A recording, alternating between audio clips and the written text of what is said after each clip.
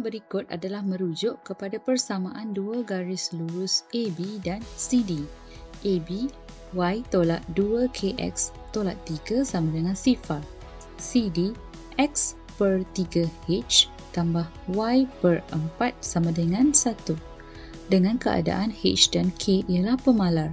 Diberi garis lurus AB dan garis lurus CD adalah berserenjang antara satu sama lain, ungkapkan H dalam sebutan K.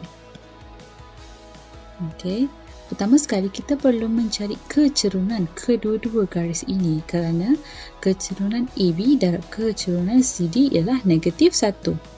Jadi persamaan AB ialah Y tolak 2KX tolak 3 sama dengan 0 ini, kita perlu menjadikannya dalam bentuk Y sama dengan MX tambah C. Jadi jadikan Y perkara rumus dan kita bandingkan, maka MAB ialah 2K. Seterusnya untuk persamaan CD, ianya adalah dalam bentuk pintasan. Jadi pintasan X ialah 3H dan pintasan Y ialah 4. Maka untuk mendapatkan kecerunan ialah negatif pintasan Y per pintasan X.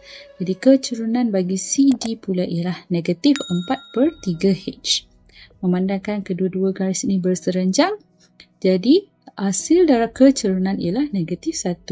Jadi gantikan MAB dengan 2K, MCD dengan negatif 4 per 3H. Jadi 4 darab dengan 2K akan menjadi 8K. Jadi kita hilangkan dulu negatif di kedua-dua belah.